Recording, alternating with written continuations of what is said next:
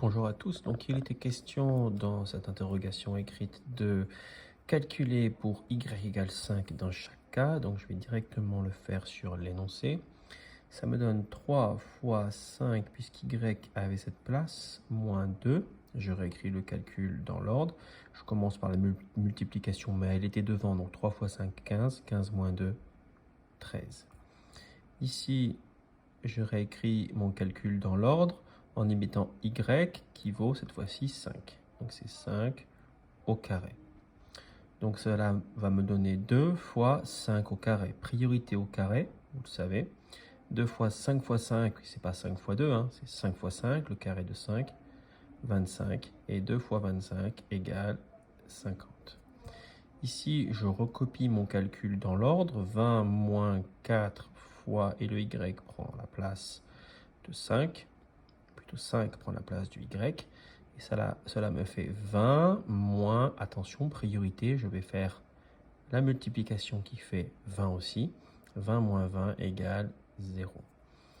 Ici, y au carré, c'est donc 5 au carré moins 5 au carré.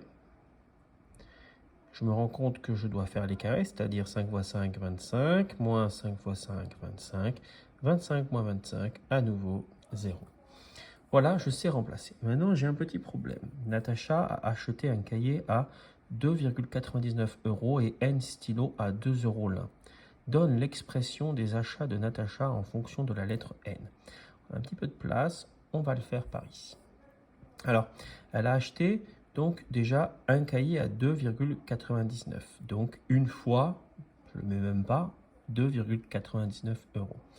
Et elle poursuit ses achats. Et en mathématiques, et se traduit par plus. Elle a acheté N stylos à 2 € l'un.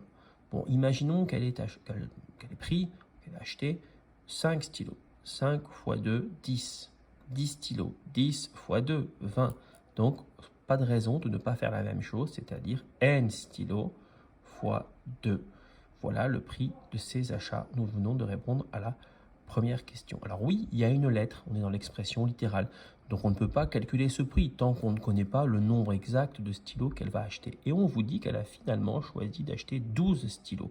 Calcule le montant total de ses dépenses. Donc, première réponse.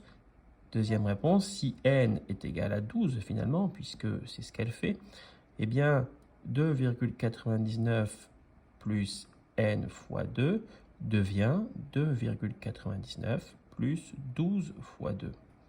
Je donne la priorité à la multiplication qui fait 24. Et donc, je vais avoir un petit calcul pas trop compliqué à faire, puisque 2 plus 24, 26,99 €, plus bien sûr une petite phrase réponse, vous le savez. Ensuite, on donne l'équation x carré plus 5 égale 7 fois x moins 1. On vous demande de tester les valeurs x égale 5 et x égale 6 pour cette équation. Je vais directement tester la bonne valeur, c'est-à-dire x égale 6, mais quand même tester x égale 5 de tête. Si je remplace x par 5, cela me fait encore 5 au carré, c'est-à-dire 5 fois 5, 25, plus 5, 30. Et ici, 7 fois 5, 35, moins 1, 34. Celle-là fait 30, le membre de gauche fait 30, le membre de droite fait 34, et nous, on voudrait que ce soit égal, vous voyez, c'est marqué ici. Donc, x égale 5 n'est pas une solution de cette équation. On va donc tester la valeur 6. Pour x égale 6. Je vais séparer mes calculs pour un peu plus de clarté. Eh bien, je vais à gauche écrire le membre de gauche, séparer et écrire à droite le membre de droite.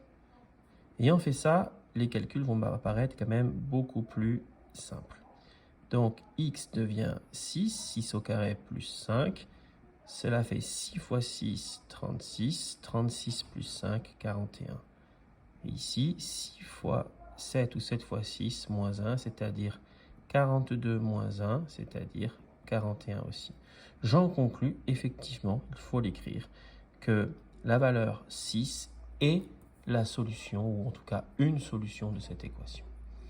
Je vous laisse faire un petit peu ça tout seul.